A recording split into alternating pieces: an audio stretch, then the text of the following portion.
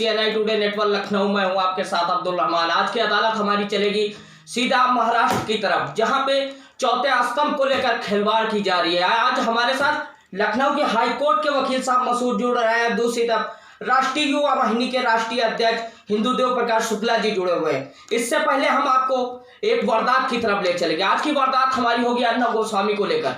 आपको हम बताते चले, जैसे महाराष्ट्र सरकार, उद्धव ठाकरे की सरकार आज लोकतंत्र की आवाज को दबाने की कोशिश कर रही है, वो एक कहीं ना कहीं से गलत है। अन्योदय से लोगों को दबाया जा रहा है। अभी हम कुछ ही समय में पहुंचेंगे सर के पास। सर से पहले मैं कुछ सवाल आपके बीच रखूंगा, उस सवाल को देखकर आप खुद चौंक जाएंगे। आखिर ये उद्धव ठाकरे की सरकार क्या बना रही है, क्या माजरा है। आपको हम बता दें, इस कलम के सिपाही पर अगर पहरा है तो समझ लो उद्धव ठाकरे की सरकार में कोई राज गहरा है। आज की हमारी अदालत इन्हीं दो मेहमानों के साथ होगी। हमारे दोनों मेहमान आए हुए, बहुत बहुत शुक्रिया आपके हमारे दोनों मेहमानों का। यहाँ पर हमारे दो मेहमान पहुंचे। एक तरफ हमारे साथ वकील साहब हैं, दूसरी तरफ राष्ट्रीय युवा वाहिनी के राष्ट्रीय अध्यक्ष हिंदुदेव प्रकाश शुक्ला जी हैं, जो कि माने जाने दोनों व्यक्ति हमारे स्टूडियो में हाजिर हुए हैं। तो आइए आज हम सीधा पहुंचते हैं इस वक्त हाई कोर्ट के वकील साहब के पास। सर, आपसे मेरा एक सवाल, क्या उद्धव ठाकरे की सरकार अपने आप को खुद ही जज समझ बैठी है? उद्धव ठाकरे की सरकार हाई कोर्ट से किसी तरह का कोई भी बयान नहीं लिया, किसी तरह की कोई भी गिरफ्तारी का वारंट नहीं लिया और चौथे स्तंभ के अर्नब गोस्वामी जी को अरेस्ट कर लिया गया, जिनको आज देखा जाए चौथा दिन है, और उनको जेल की सलाखों के पीछे कर दिया गया। आपसे उत्तर है सर। जहाँ तक मेरा सवाल है, आपने जो प्रश्न किया है बहुत बढ़िया सवाल है। क्या किसी भी व्यक्ति को किसी विशेष के प्रति अपने शब्दों को व्यक्त करने का इतना खुला छूट दे देना जिससे कि समाज में एक विद्वेष की भावना पैदा हो जाए? अगर अर्नब गोस्वामी ने अगर ऐसा कोई कर्म किया है, यही कारण है कि राज ठाकरे की सरकार ने, उद्धव ठाकरे की सरकार ने जो कदम लिया है वो न्याय हित में जरूरी है। अन्यथा यदि अंकुश न लगाया गया तो इसी तरीके से पता नहीं कितने अर्बन पैदा होते रहेंगे। सर, जिस हिसाब से हाईकोर्ट के जज साहब ने कहा है, हाईकोर्ट के जज साहब ने सीधा उद्धव ठाकरे की सरकार पे तमाचा मारा है। कहा है कि हमसे बिना आदेश लिए आपने कैसे अरेस्ट कर लिया, 2 साल पुराना केस कैसे खोल दिया। इस पे आप क्या कहना चाहेंगे? हाईकोर्ट के जज साहब ने जो बोला है, इससे पहले इस केस की पुष्टि शुरू में हो चुकी थी और इसकी जांच चल रही थी। जब यह पूरी प्रक्रिया चालू हो गई, तब पश्चात जब उनको दोषी पाया गया तो विधि और संविधान के अंतर्गत उनके ऊपर विधिक कार्रवाई सुनिश्चित की गई। ठीक है सर, मैं आपके पास फिर अभी वापस आऊंगा कुछ ही समय मिला तो। इस वक्त हम सीधा बढ़ेंगे हिंदुदेव प्रकाश शुक्ला के पास, लेकिन उससे पहले कुछ अहम सवाल आपके बीच फिर रखूंगा। क्या वहां की महाराष्ट्र पुलिस अपने आप को एक सरकार समझ बैठी है? क्या सरकार अपने आप को जज समझ बैठी है? सबसे बड़ा अहम सवाल खड़ा हुआ है आपके पास। हिंदुदेव प्रकाश शुक्ला जी, आपके पास सीधा सवाल हम कर रहे हैं, क्या पालघर में हुई 2 संतों की हत्या, उसका चौथे स्तंभ का सवाल उठाना गलत था? देखिए, जो पालघर में साधुओं की हत्या हुई, तो इससे साबित हो गया था कि महाराष्ट्र में रावण राज्य की शुरुआत हो चली है। और जो उद्धव ठाकरे जी को शायद ये नहीं पता होगा कि वो किसके बेटे हैं, जिसका बाप पूरे विश्व में हिंदुत्व का एक पुरोधा माना जाता हो, उसके बेटे के द्वारा इस तरीके के जो कार्य किए जा रहे हैं बहुत ही निंदनीय है। और जितना विरोध किया जाए उतना कम है। अर्नब गोस्वामी जी के साथ में पूरा भारत खड़ा हुआ है। चाहे प्रधानमंत्री जी हैं, उनकी निंदा कर चुके हैं, गृह मंत्री जी ने उनकी निंदा की है। और जैसे मीडिया के ऊपर सवाल उठाए गए, अर्नब जी ने क्या किया, सनातन धर्म की आवाज़ उठाई। अभी देखिए, महाराष्ट्र में रिया चक्रवर्ती को बचाने का काम किया, क्योंकि उनका बेटा फंस रहा था, स्वयं वहाँ का मुख्यमंत्री फंस रहा था। अकेला मीडिया अर्नब गोस्वामी ने जो आवाज़ उठाई है, जिसके साथ में आज पूरा भारत है, समस्त सनातन धर्मवासी हैं। क्या चौथा स्तंभ की आवाज़ को दबाया जा सकता है कहीं से? देखिए, दबाने का प्रयास महाराष्ट्र सरकार कर रही है, लेकिन अब बहुत सारे चैनल मीडिया भी बिकाऊ चले हैं। क्या हमारा हक नहीं है सवाल पूछना? बिल्कुल पूछने का अधिकार है, लेकिन सभी लोगों को एक साथ रह करके कार्य करना होगा। आज अर्नब जी के साथ में जितने सोशल मीडिया पे लोग हैं, 5-10 करोड़ लोग अर्नब जी के समर्थन में पोस्ट कर चुके हैं। क्या सारे मीडिया पत्रकार बंधुओं को ऐसा नहीं करना चाहिए? आज अगर उनके साथ हो रहा है तो कल आपके साथ भी हो जाएगा, इसमें कोई दो राय नहीं है। तो सभी को एक साथ में उठ करके अर्नब गोस्वामी जी की आवाज़ को और बुलंद करने की आवश्यकता। महाराष्ट्र की पुलिस से कहना चाहते हैं, अरे महाराष्ट्र की पुलिस जरा वर्दी पहनने से पहले हमारी यूपी पुलिस से ट्रेनिंग ले ली होती ना, तो आज एक बार आतंकवादी पत्रकार को ना बना देती, आज एक पत्रकार को आतंकवादी ना बना देती। अरे यूपी पुलिस कैसी पुलिस है? हमारी भी तो इंडिया की पुलिस है ना, हमारी भी तो यूपी की पुलिस है ना, महाराष्ट्र की पुलिस ये पुलिस है? अरे एक जिम्मेदार नागरिक पत्रकार को सीधा आतंकवादी घोषित कर देना, सीधा रात में उसको उठा ले जाना, सीधा चोरों की तरीके से आकर उसको जूते ना पहनने देना, सीधा उसको थाने में ले जाकर मारना। अरे कहाँ का न्याय है बताइए ना उद्धव ठाकरे? हमारा सीधा तुमसे सवाल है, जवाब दोगे? ये मत सोचो अर्नब जैसी सरकारें, अर्नब जैसी एक मीडिया को दबा देंगे तो हम दूसरे चैनल को खींच लेंगे। ऐसा कभी नहीं हो सकता। आप भी कभी आते थे अर्नब के पास, आप भी कभी अर्नब से बातें किया करते थे, आप भी कभी अर्नब के साथ रहते थे। अर्नब से आपने भी कभी कहा कि अर्नब मेरी बाई लगा लो, अर्नब तुम बहुत अच्छे पत्रकार हो, लेकिन आज तुम्हें ये कड़वा क्यों लग गया? सबसे बड़ा अहम सवाल खड़ा हो रहा है। जी आप बताइए। देखिए, अर्नब जी के साथ में पूरा भारत है, पूरा समाज है। दूसरी चीज़, अर्नब जी ने सनातन धर्म की आवाज़ को बढ़ाने का काम किया। जैसे हमारे साधु संतों की हत्या हुई, उससे अर्नब जी ने उठाया। यहाँ जो रिया का कांड हुआ, वहाँ इनका लड़का फंस रहा है और वो आज नहीं तो कल फंसेगा। और सरकारें हैं, सरकारें आएंगी जाएंगी चली जाएंगी।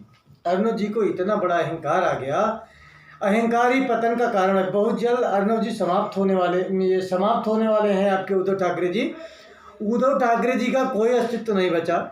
उद्धव जी को स्वयं नहीं पता होगा कि उनके बाप कितने होंगे, क्योंकि अगर वो हकीकत में बाला साहब ठाकरे की संतान होते तो सनातन धर्म की जो व्यक्ति आवाज़ उठा रहा है उसे वो आतंकवादी बनाने का काम कर रही। कांग्रेस की बात, कांग्रेस ने तो केवल आतंकवादी बनाने का ही काम किया है।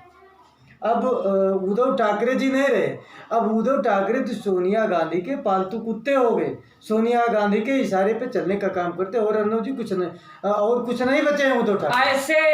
ऐसे आदमी को मुख्यमंत्री बनाया जाए या नहीं? देखिए, मुख्यमंत्री बनाना न बनाना एक अलग का विषय है, पत्रकारिता का अलग विषय है, मुख्यमंत्री बनाना एक अलग विषय। अरे कैसी आप बात कर रहे हैं? पत्रकार को एक मुख्यमंत्री अंदर करवा दे, पत्रकार को सवाल न करने दे, चौथे स्तंभ को दबा दे, आप उससे बता रहे हैं मुख्यमंत्री बनाया जाए? बिल्कुल नहीं, ऐसे को मुख्यमंत्री बनाने का कोई आदेश नहीं है। हमारे सीएम योगी आदित्यनाथ जी भी हैं। आप बात समझे नहीं हमारी जी।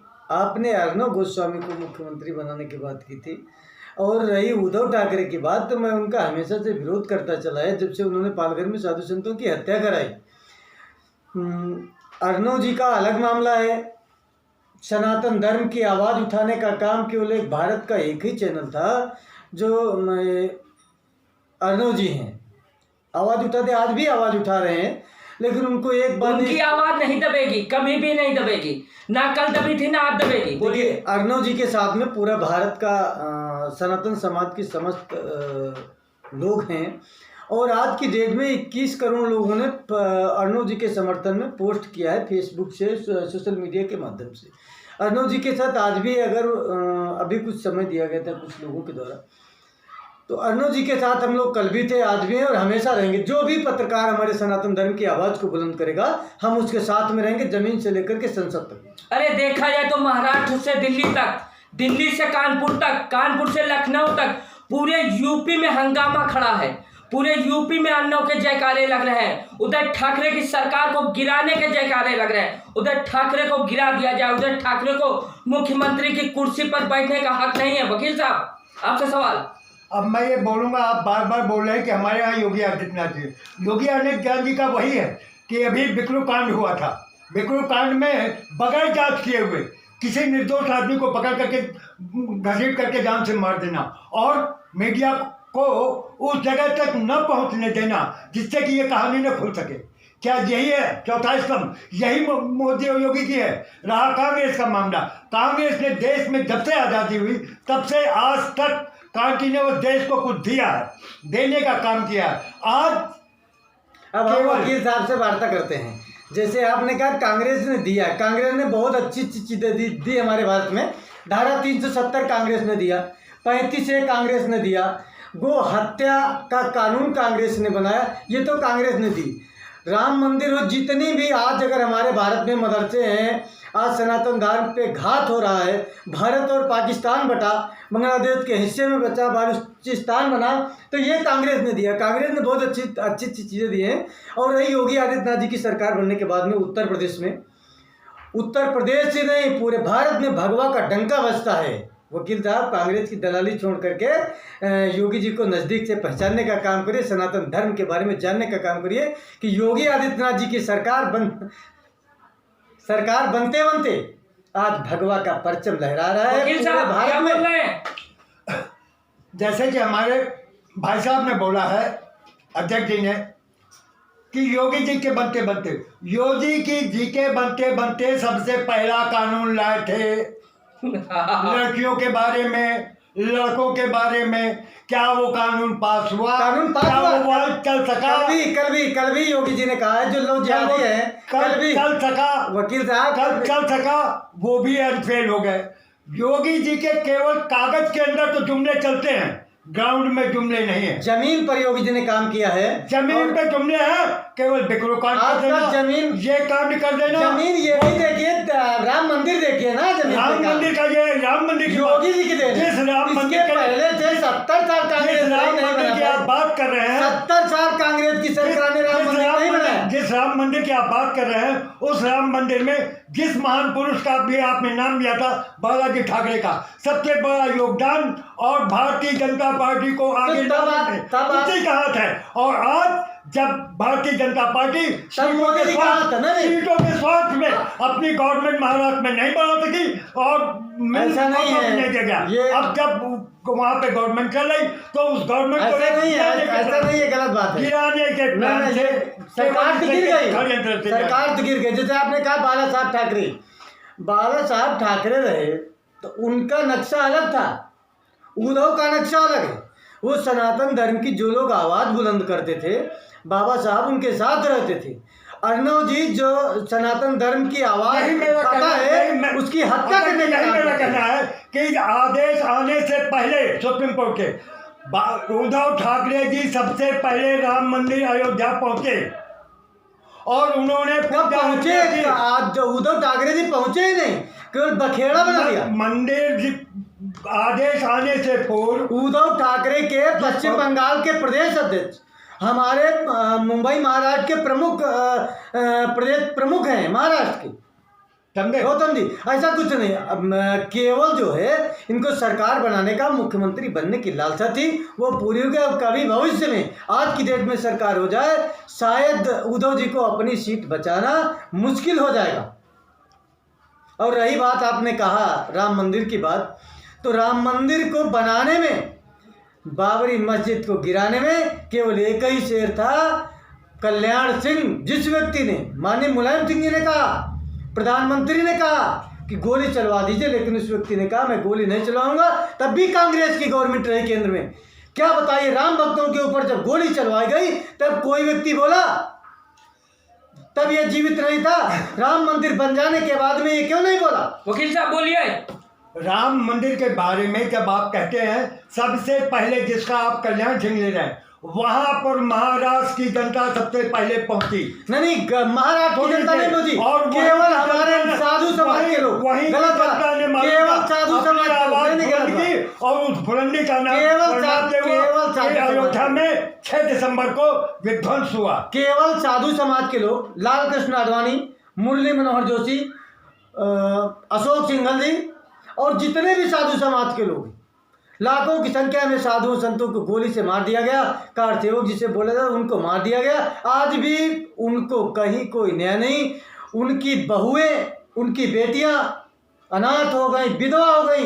किसी भी सरकार ने उनकी, किसी व्यक्ति ने उनकी पीड़ा आज तक सुनने का काम नहीं किया। ये योगी आदित्यनाथ जी की सरकार बन जाने के बाद में, चाहे उद्धव ठाकरे हो, चाहे कोई भी सरकार हो, उनके वैदिक सनातन राष्ट्र या हिंदू राष्ट्र बनने का डर सता रहा है और कुछ नहीं।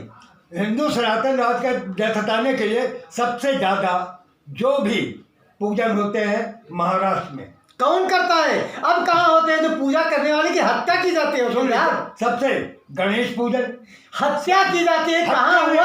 कहाँ हुआ गणेश पूजन? कहीं हुआ? अब की बार कहीं हुआ गणेश पूजन?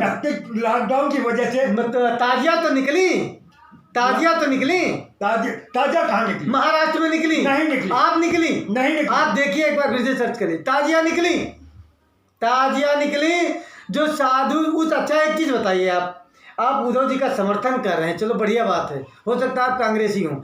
दूसरी बात है, जो साधु संतों की हत्या हुई पुलिस की मौजूदगी में, एसडीएम मौजूद था, साधु कौन सा आतंकवादी? क्या कहीं सनातन धर्म का साधु आज तक आतंकवादी हुआ है जिसकी प्रशासन के सामने हत्या कर दी जाए? प्रश्न पूछना चाहूंगा इसी समय पर, क्या जिस समय पर साधु पाल घर से चल रहे थे, क्या अभी आपने बोला है कि पुलिस और प्रशासन साथ में था? बिल्कुल था, प्रशासन उनके साथ में था। प्रशासन साथ में था तो क्यों उस चीज के बारे में तब क्यों नहीं कहा गया? तब भी कहा गया, नहीं वही कहा तो गया। आवाज उठाया, वही आवाज उठाया, वही आवाज नहीं गया। एक चीज किस आदमी को दोषी क्यों नहीं ठहराया गया? वहाँ पे अर्नब गोस्वामी जी ने आवाज उठाई। अध्यक्ष जी शांत हो जाइए, 1 मिनट वकील साहब को बोलने नहीं दीजिए, फिर आपको मैं टाइम दूंगा। जिस समय पर पालघर में पुलिस और प्रशासन साथ में चल रहा था और बोलते उनकी प्रेजेंस में घटना हो गई, तब तो दोषी का दोषी उसी समय होना चाहिए था। वो क्यों नहीं पकड़े गए? तो आप ये उद्धव ठाकरे से पूछे ना, आप उनकी पैरवी करें। उद्धव ठाकरे से पूछे। अरे उसमें मालूम भारतीय जनता पार्टी का हाथ था और उसको दबाने की वजह से शासन और प्रशासन को चुप। अगर भारतीय जनता पार्टी का हाथ होता तो साधु संतों की हत्या न हुई होती। हमारा उत्तर प्रदेश अभी मैं आपसे अभी पूछना चाहता हूँ कि भी हिंदू महासभा के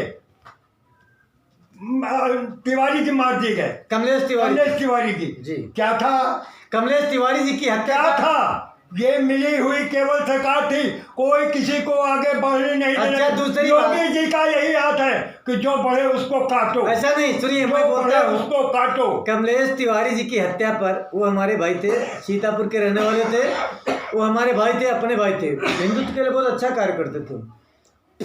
लेकिन जिस व्यक्ति ने उनकी हत्या की वो उन्हीं के प्रदेश का मीडिया प्रभारी था, उन्हीं के संगठन का। मैंने वहां पर भी विरोध किया था। उनको सजा नहीं है क्या? उनको सजा नहीं दी गई क्या? वो जेल नहीं है? वो सारे लोग जेल में हैं।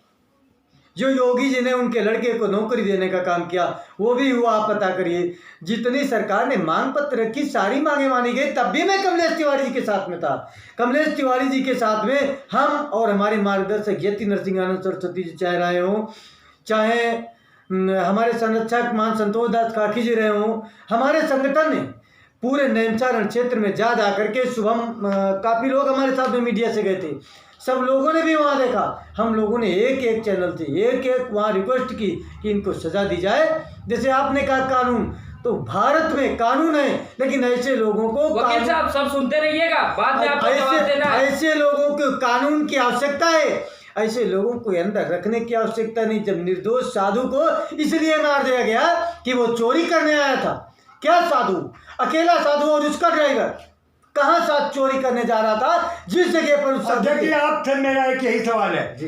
अभी आपने बोला साधु को चोरी का इल्जाम लगाया गया, अभी वो कोई दूसरा नहीं लगाया, आपके मुख्यमंत्री ने लगाया, उद्धव ठाकरे ने लगाया। इससे पहले आपने बोला पुलिस और प्रशासन साथ में था, तो क्या पुलिस और प्रशासन और साधु मिलकर के चोरी करने जा रहे थे? ये आप प्रशासन नहीं, ये तो और घटना होने के उपरांत मौके पर जब कोई घटना कायद की गई, दोषियों को क्यों नहीं पकड़ा गया? देखिए मैं आपको बताता हूं किया गया इसमें केवल भारतीय जनता पार्टी रंजित पार्टी के उपरोक्त कारणवश उस घटना को दिखा करके जब सरकार पर जब प्रहार करना चाहती थी और ये प्रहार गलत निकला, जिसके वजह से न शासन आया न प्रशासन आया। देखिए आपने कहा तो पुलिस थी, साधु को मारने का एक षड्यंत्र था। वहां पर किया, वहां अधिक जनसंख्या थी इसलिए नहीं, वो भारतीय जनता पार्टी की सरकार में लोगों द्वारा किया गया। भारतीय जनता खरीदेगा जब मूल्यों द्वारा कराया गया। देखिए ऐसा नहीं है, मालूम भारतीय जनता पार्टी का हाथ है। क्यों वो रंजिश मानते थे कि उन्हें सीट के बंटवारे से और महाराष्ट्र में गवर्नमेंट बनाने से विफल हो गए, जिसकी वजह से उद्धव सरकार उद्धव कहाँ से सफल हो गए। भारतीय जनता पार्टी के सिग्नल पर उद्धव जी चुनाव लड़े, अकेले कल लड़ जाए, उनको उनकी औकात का पता चल जाएगा। उद्धव है क्या? उद्धव का मतलब कुछ नहीं है, भारतीय जनता पार्टी के सहारे। और भारतीय जनता पार्टी को धोखा देने का काम किया है उद्धव ठाकरे ने। उद्धव ठाकरे को मैं बहुत बड़ा गद्दार मानता हूं। और सनातन धर्म के ऊपर अगर किसी ने अगर यही मैं कह दूं कि जिस समय पर उद्धव ठाकरे ने इस चीज की चर्चा करी थी, व्याख्यान में किया था, तो फडणवीस जी वहां से क्यों चले गए? उद्धव ठाकरे ने केवल सनातन धर्म को ठगने का काम किया। क्यों नहीं क्या किया? वहीं पर दूध का दूध, पानी का पानी हो जाता। 5 सीट की लोलुपता के कारण फडणवीस जी ने क्या उद्धव ठाकरे ने कभी वक्त से कहा? विश्वास था। जो आपसे सवाल कर रहे हैं वकील साहब, उसका जवाब दीजिए बस। देखिए उनका ये था कि अब अगर मैं नहीं रहूंगा तो उद्धव जी सरकार नहीं बना पाएंगे। उद्धव जी ने वो चीज करके दिखा दिया कि फडणवीस, जो तुम सीट के लोभी हो, जो तुम्हारी ये चालें हैं, सारी विफल कर दूंगा, और सरकार बना के दिखा दिया। बहुत जल्द महाराष्ट्र की बारे में आपको जानकारी भी हो जाएगी। जैसे आपने कहा कई मुद्दों पे हैं, एक मुद्दे लेकर के चलिए। जैसे आपने कहा कि भारतीय जनता पार्टी की मिली भगत थी। भारतीय जनता पार्टी ने आज तक अटल बिहारी वाजपेयी से लेकर के और मोदी जी के 10 साल मोदी जी को चल रहा है, 7वां साल चल रहा है, आज तक राष्ट्र हित में ही केवल फैसले अगर लेने का किसी व्यक्ति ने काम किया है, भारत का दमदार प्रधानमंत्री, तो उसमें नरेंद्र मोदी जी का नाम गिना जाता है। और पूरे विश्व में, और आज पूरे विश्व में अगर हिंदुत्व का डंका बजता है तो वो मोदी और योगी अमित शाह तीनों की बदौलत है। मैं आपसे फिर प्रश्न करना चाहूंगा। जब आप बोलते हैं हमारे प्रधानमंत्री जी हमेशा मालूम क्या, केवल हिंदुत्व तो नहीं, 130 करोड़ हिंदुस्तानियों, उसमें कौन कौन से हैं? मैं आपसे प्रश्न पूछना चाहूंगा। ये बताइए 130 करोड़ में 130 करोड़ में सभी हिंदुस्तानी, सब। वही मैं पूछता हूँ ना, मैं कहता हूँ। आप बोलते ना 100 करोड़ हिंदू, बाकी 30 करोड़ कौन है? बाकी मैंने 30 करोड़ का नाम नहीं लिया, मैंने कहा हिंदू जितने सनातन धर्म को मानने वाले हैं, जो भारत माँ से प्यार करने वाले हैं। जी देश के किसी कोने में जाते हैं, हमेशा 130 करोड़ भारतवासी, सबको साथ सबका विकास, जब ये उनके द्वारा कहा जा रहा है तो आप ये हिंदुत्व, लेकिन वो माने, लेकिन हमारे साधु संतों को महाराष्ट्र की पुलिस प्रशासन, ये तो आपकी केवल सीट की लोलुपता की वजह से आप मुख्यमंत्री बनने के बाद, दलालों से मुख्यमंत्री बनने के बाद उद्धव जी ने मरवाने का काम किया। और उत्तर प्रदेश है, किसी की हैसियत नहीं है कि पुलिस प्रशासन के सामने कोई व्यक्ति साधु समाज को मार करके चला जाए। हाँ, ये सरकार में इतना जरूर है कि निर्दोष आदमी को घर से खींच करके विक्रोकांड इस चीज का चश्मदीद गवाह। जब आदमी बोलता रहा कि मैं हाजिर हो रहा हूँ, मुझे मत मारो, आप जब उसकी तो उसके बाद में आप विकास दुबे की बात कर रहे हैं। हाँ, आप विकास दुबे की बात। अच्छा, विकास दुबे ने कहाँ से न्याय का काम किया? किसी ब्राह्मण के लिए विकास दुबे ने काम किया? क्या विकास दुबे ने किया? कितने ब्राह्मणों के विकास दुबे ने कराई? ब्राह्मण का नाम नहीं, हिंदुत्व का नाम नहीं। हिंदुत्व में क्या किसी एक मुस्लिम की खाकी की रंग की होली खेल चुका था विकास दुबे? एक किसी जिहादी, एक किसी आतंकवादी की क्या किसी विकास दुबे ने हत्या की है? वही मैं पूछता हूँ, क्या यही योगी की सरकार है कि आपके यहाँ खाकी वर्दी में दलाल भी पैदा किए जाते हैं? योगी जी की नहीं, आपके यहाँ योगी जी को खाकी को बदनाम करने का काम किया। अध्यक्ष जी, मैं आपके पास आ रहा हूँ। बिल्कुल सही बात वकील साहब ने कही है। कुछ पुलिसकर्मी मिले थे विकास दुबे से, वरना 8 पुलिस वालों को जान से हाथ नहीं धोना पड़ता। अध्यक्ष जी देखिए, विकास दुबे एक वहाँ का एक बहुत बड़ा सरगना था और बहुत बड़ा डॉन था। गरीबों के अंदर इतनी बड़ी दहशत थी कि आज भी लोग कहते हैं कि विकास दुबे का भूत आ गया। तो जो विकास दुबे ने जो किया उसका परिणाम योगी जी ने उनको तुरंत दे दिया। जैसा उन्होंने किया, योगी जी का फैसला ऑन द स्पॉट होता है, चाहे विकास दुबे हो, चाहे आपका वो बहुत बड़ा आतंकवादी पूर्वांचल का था, आपने इसकी कभी योगी जी की तारीफ नहीं की, जिसकी कितनी बड़ी बिल्डिंग, कितनी बड़ी कोठी ढा दी गई, कितने आतंकवादी आज जेल में हैं, आजम का आज जेल में है। यही मैं पूछता हूँ अध्यक्ष जी, जिस समय दूसरी पार्टी में था वो आतंकवादी हो जाता और वहां से छोड़कर भाजपा की गोद में बैठा तो पाक साफ और बिल्कुल दूध का धोया हुआ हो जाता। देखिए, भारतीय जनता पार्टी का मैं कोई पदाधिकारी नहीं हूँ, मैं भारतीय जनता पार्टी के समर्थन नहीं, योगी जी की करता सरकार हूं। में योगी जी आज उसे दोषी ठहरा रहे हैं। योगी जी ने वो गलत किया। देखिए, किसी की हत्या करना हमारी मांग ही यही, हत्या का बदला। अगर आपने किसी की हत्या की है तो हत्या का बदला तुरंत उसकी भी हत्या कर दिया जाए। हत्या का बदला हत्या होना चाहिए। जो हमारे यहाँ पर एक सबसे बड़ा मुद्दा है, वकील साहब मैं आपसे बहस करना चाहूँगा, ये वहाँ का मुद्दा है जैसे लव जिहाद में अर्नब गोस्वामी जी की जो आवाज़ को दबाने का काम किया जा रहा है, अर्नब गोस्वामी जी का समर्थन करने की आवश्यकता है, नहीं तो वो दिन दूर नहीं। अध्यक्ष जी, मैं आपकी बात से सहमत हूं कि अगर देश में चौथे स्तंभ को दबाया गया तो ये देश के हित के लिए नहीं होगा, लेकिन अगर चौथे क्या अर्नब जी को दबाया नहीं गया? अच्छा सुनिए, तो आज नहीं कल किसी के ऊपर, आज उद्धव ठाकरे के ऊपर लग रहा, कल आप पर भी लगेगा, परसों नरेंद्र मोदी पर लगेगा। कौन ऐसा है? जरूर है, बगैर अंकुश के कोई भी काम सही नहीं होता। पशु को भी कंट्रोल करने के लिए अंकुश जरूरी है। क्या आपके कोर्ट के विधान में ऐसा लिखा है कि किसी को बिना नोटिस दिए हुए रात में 12 बजे उठा लेना, और वो अभी एक जिम्मेदार नागरिक, यही मेरा सवाल एक भारत का जिम्मेदार नागरिक, वकील साहब आपको जवाब देना है। जिससे 100 करोड़ सनातन धर्मी प्रेम करते हो, जिससे समस्त भारतवासी जिसे प्यार करते हो, और जो सनातन धर्म की आवाज उठाने का काम करता हो, और जिसके पिता इतने बड़े हिंदुवादी हो, उसका बेटा मुख्यमंत्री हो, और उसकी सरकार में तो रात में 1 बजे से। मैं आपसे एक प्रश्न करना चाहूंगा, अगर वो केवल हिंदूवादी है, इसका मतलब देश में हिंदू विचारधारा को बढ़ावा दे करके बिल्कुल बढ़ावा देना है। हमने भारतीय जनता पार्टी की सरकार नहीं बनाई। मैं वही बोलना चाहता हूँ, फिर मोदी जी से बोले ये 130 करोड़ की दुहाइयां क्यों देते हैं? मैं भारतीय जनता पार्टी की सरकार सबके साथ के विकास के लिए नहीं बनाई, मतलब मोदी जी भी, हमने भारतीय जनता पार्टी की सरकार इसलिए बनाया है कि जो मोदी जी से कहो कि 130 करोड़ जनता हिंदुस्तानी कहना छोड़ दे, केवल 100 करोड़ हिंदुस्तानी का है। हिंदुत्व का नाम लेकर, अगर हिंदुत्व का एजेंडा लेकर के, अगर अभी आप दोनों पक्षों ने विकास दुबे का लेकर के छेड़ा था, उसी में हमारे कुछ सवाल है। सीधा पुलिस प्रशासन को इनकाउंटर कर देने का आदेश कहां से है? जवाब दीजिए अध्यक्ष। देखिए, पुलिस प्रशासन का इनकाउंटर करने का आदेश शायद आपको जानकारी ना हो।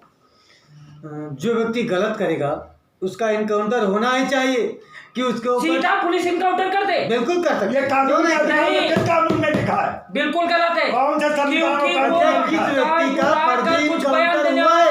किस व्यक्ति का फर्जी इनकाउंटर हुआ है? मेरी सुनिए पहले।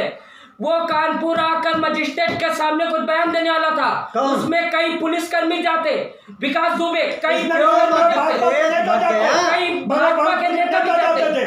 वकील साहब सही कह रहे हैं, कई भाजपा के नेता भी जाते, कई इसमें पुलिसकर्मी जुड़े हुए थे, वो सब जाते। इसीलिए उसका स्वर्णहाटी जगह पे इनकाउंटर कर देना, और सीधा जिस गाड़ी से दिखाया गया वो गाड़ी वहां पे नहीं थी, गाड़ी जो पलटी वो गाड़ी वहां पे नहीं थी, वो जो गाड़ी आ रही थी DUB नाम की गाड़ी जब वो पलटी, उस पर कोई भी किसी तरह का स्क्रैच नहीं, सीधा इनकाउंटर कर देना। सन्नाहट्टी रोड पे मीडिया कर्मियों को 20 किलोमीटर पहले रोक देना, ये कहाँ कहने आए अध्यक्ष जी? देखिए, ऐसा कहीं कुछ हुआ नहीं था जो लोगों ने अरे वो तो मैं साफ दिखा रहा था, वो तो मैं उस दिन साफ दिखा रहा था। जैसे एक विकास दुबे लोगों को याद है। एक मिनट, आपने कहा ऐसा कुछ नहीं है।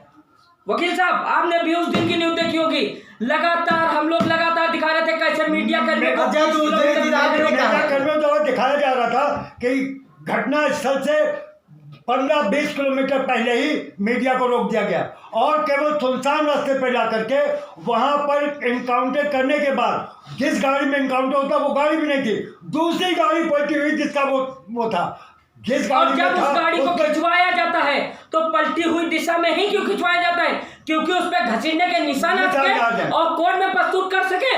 बड़ा सा सवाल पुलिस प्रशासन पे खड़ा कर रहा था उस वक्त। अध्यक्ष जी, उस वक्त बड़ा सा सवाल खड़ा हो रहा था। और जिस हिसाब से आप कह रहे हैं ना कि उस वक्त पे ऐसा कुछ नहीं था, अरे उस वक्त पे सारे मीडिया कर्मी यही दिखा रहे थे किस तरह से पुलिस प्रशासन डायरेक्ट इनकाउंटर कर देना।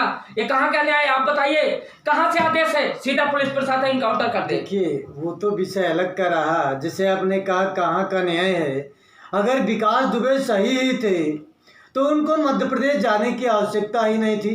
पहली बात तो उन्होंने बहुत बड़ा पाप किया, जो हमारे सनातन धर्म में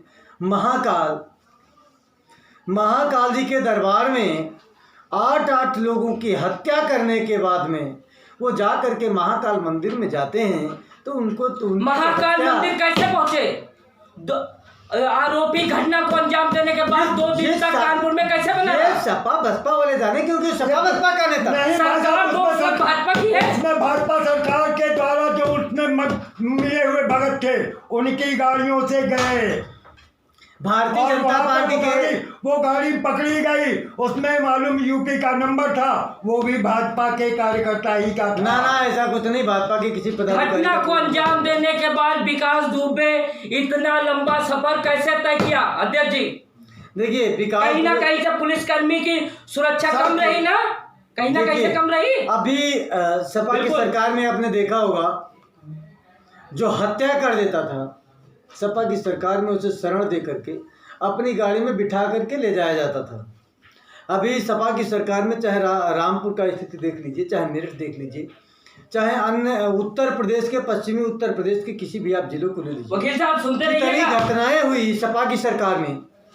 और वो जैसे ब्राह्मणों ने कहा विकास दुबे की हत्या, 7 ब्राह्मणों परिवार के सर काट करके अखिलेश यादव जी की मंच में पहुंचता है 13वां कन्नौज में, और वहां पे उसे सम्मानित किया जाता है अखिलेश यादव जी के द्वारा। क्या उसके ऊपर कोई आज तक कोई कार्रवाई हुई? अगर उन्होंने पुलिस को मारा तो पुलिस ने मार दिया, कोई गलत नहीं, पुलिस ने अच्छा कर किया। जो आतंकवादी जो देश का नहीं है, जो भारत माँ का नहीं है, जो जिस भाषा में समझे उस भाषा में समझाने की आवश्यकता है। मेरा मानना है जिसने जैसा किया उसको वैसा फल मिल गया, विकास दुबे ने गलत किया उनको वैसा परिणाम मिल गया। हमारा एक प्रश्न है, जब अभी आपने बोला यूपी के अंदर देख लीजिए, यूपी की अगर आप राजनीतिक दशा या यूपी में पुलिस प्रशासन की कार्रवाई, तो ये हमारे यहाँ पर ये लव जिहाद जगह जगह पे बहुत लव जिहाद कोई सनातन धर्मवासी करता है। अभी आपके देखिए वहाँ हरियाणा में लव जिहाद, मेरठ रामपुर जैसी जगह पर, मेरठ में भी सरकार को बदनाम करने का काम किया गया। वहां पे भी कांग्रेस की कितनी बड़ी साजिश थी सभी लोगों ने देखा, उसे भी अर्नब गोस्वामी ने उजागर किया। राहुल गांधी, प्रियंका गांधी, जिनको बोलने की अकल नहीं, सनातन धर्म में जो केवल ब्राह्मणों के जब चुनाव आता है तो कहीं ब्राह्मण बन जाते हैं, कहीं ईसाई बन जाते हैं, कहीं जिहादी बन जाते हैं। हर जाति में बन करके हिंदुत्व का ढोंग रचने का काम करते हैं, और कहीं कहीं पर इस तरीके से कहते हैं हमें हिंदुत्व पर विश्वास नहीं, हिंदू है क्या? जब उनकी आवाज़ को अर्नब गोस्वामी ने बढ़ाने का काम किया, सबसे पहले आवाज़ सच दिखाने का काम अर्नब गोस्वामी ने किया था। कांग्रेस की दलाल योगी जी ने 25 लाख रुपए दिए, कांग्रेस की प्रियंका जी ने और राहुल जी ने 50 लाख रुपए देने का काम किया। जहां जिस सच को उजागर किया अर्नब गोस्वामी जी ने, राहुल गांधी का चेला, राहुल गांधी का चमचा, सोनिया गांधी का कुत्ता, जिसको भी अर्नब गोस्वामी ने उजागर कर दिया, केवल योगी आदित्यनाथ को बदनाम करने का कार्य किया। योगी आदित्यनाथ जी ने लव जिहाद पर बहुत बड़ा बयान दिया है। अगर लव जिहादी साथ नहीं हो तो सीधा इनकाउंटर किया जाएगा। बहुत जल्द कानून बनने वाला है आपके उत्तर प्रदेश में, सत्र चालू होने दीजिए। ये आपका अध्यक्ष जी जो आपके द्वारा कहा गया, मैं भी स्वागत करूंगा, लव जिहाद का मैं भी स्वागत करूंगा।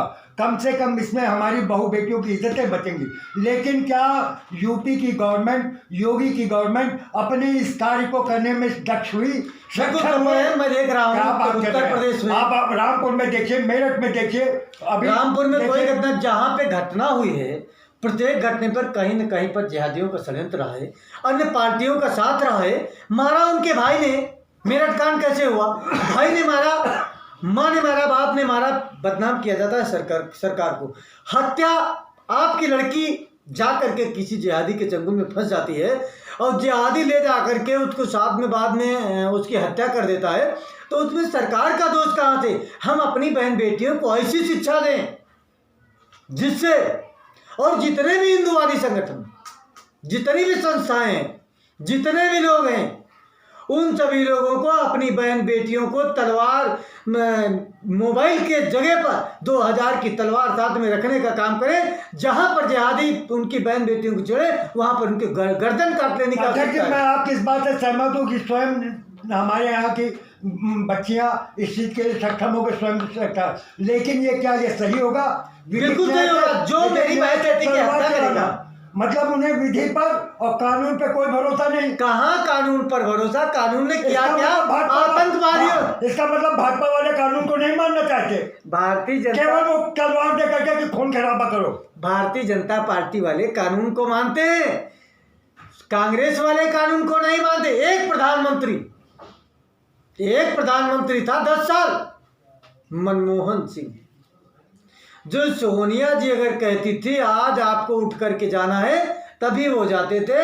आज के मोदी जी के प्रधानमंत्री रहते रहते पूरे विश्व में अगर भारत का कहीं पर डंका बजता है तो माननीय प्रधानमंत्री मोदी जी की। दूसरी चीज, जो भी संस्थाएं धरना देती हैं, अब धरना देने की आवश्यकता नहीं है। जब हिंदू संगठन उठ करके खड़े हो जाएंगे, जितने हिंदू युवा हैं, जितने सनातन धर्मवासी, राणा गुरु गोविंद सिंह, सरदार भगत सिंह, चंद्रशेखर आजाद, इनके पद चिन्हों पर चलने का जिस दिन काम करेंगे और हमारी बहनें रानी लक्ष्मीबाई दुर्गाबाई बनने का काम करेंगी और हाथों में जिस दिन तलवार उठाएंगी उस दिन सारा सिस्टम सही हो जाएगा। अध्यक्ष जी, मैं आपसे एक पूछा, आपने इतने आदमियों को नाम गिना दिया, राणा प्रताप, गुरु गोविंद सिंह, सबका नाम गिना दिया। आप क्या देश के अब्दुल कलाम आजाद को भी भूल जाएंगे?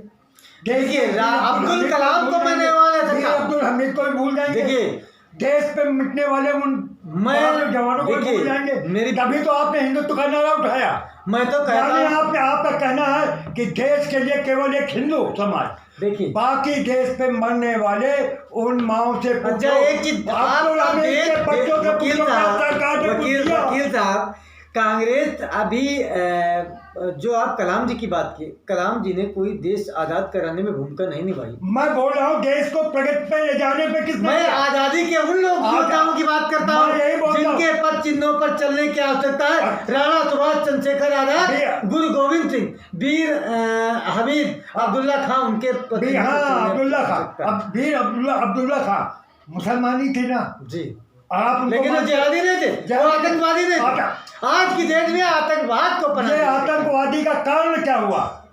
क्या है कि गवर्नमेंट इस चीज में सक्षम नहीं है कि लड़कों को रोजगार दे, लिहाजा क्यों? आपके पहले पाभी योगी जी को 4 साल हुआ है, इसके पहले तो अन्य सरकारें थी। आते वक्त तो भाजपा के आते ही 2 लाख पर साल देंगे, 10 साल क्या नौकरियां दे दी 10 लाख बहुत। और मोदी जी ने 2 एक चीज बताइए, 6 सालों के 12 करोड़ जनता को क्या नौकरियां? मोदी जी जब से प्रधानमंत्री बने हैं आज तक वो नई विपत्तियों से उनको सामना करना पड़ा। कहीं नोटबंदी हुआ हो, चाहे धारा 370, ये किसकी देन है? ये किसकी देन है? नोटबंदी से बहुत भारत किसकी देन है? प्रगति पर गया है, आतंकवाद पर रोक लगाए। ये नहीं, ये कहिए कि हम किसी केवल भाजपा के समर्थकों। चलिए, आए हुए दोनों मेहमानों का हमारे स्टूडियो में बहुत बहुत स्वागत रहा। अगली बार फिर हम आपसे मिलेंगे। लास्ट में एक सवाल आप भी कर लीजिए, एक सवाल आप भी कर लीजिए लास्ट में, बस और कोई सवाल नहीं, एक सवाल बस कर लीजिए। मैं यही कहना चाहूंगा कि छोटा सा सवाल रखिएगा। क्या देश को प्रगति करने के लिए केवल एक जो आप बार बार हिंदुत्व का एजेंडा लेके आ जाते हैं, 1 करोड़ 100 करोड़, बाकी 30 करोड़ देशवासी नहीं। देखिए, मैं सनातनी हूँ, सनातन धर्म की बात करता हूँ। सनातन धर्म का मतलब परिभाषा क्या है? सनातन धर्म की परिभाषा, दूसरा कोई धर्म नहीं, केवल सनातन है। तो सनातन धर्म में केवल एक ही वैदिक सनातन राष्ट्र बनाना मेरा एक संकल्प है। भारत में जितने भी गुरुकुल हैं बंद पड़े हुए, उनको पुनः स्थापित करना मेरे राष्ट्रीय युवा वाहिनी परिवार का संकल्प है। मेरा 1 तारीख को स्थापना दिवस है। आने वाले 1 साल में 50 गुरुकुल बनाना। मैं अयोध्या में रामायण नाम से बहुत बड़ा गुरुकुल बनाने जा रहा हूँ। मेरे 2 गुरुकुल ऑलरेडी बन रहे हैं। अगर भारत को बचाना है तो गुरुकुल की स्थापना करनी होगी। भारत को वैदिक सनातन राष्ट्र बनाना होगा। केवल सनातन धर्म है, बाकी दूसरा कोई धर्म नहीं। जो भी व्यक्ति निकला है केवल सनातन धर्म से निकला है। बहुत बहुत शुक्रिया दोनों मेहमानों का आए हुए। फिर अगली बार हम मिलेंगे सैटरडे को यही अदालत को लेकर। जब तक के दीजिए मुझे।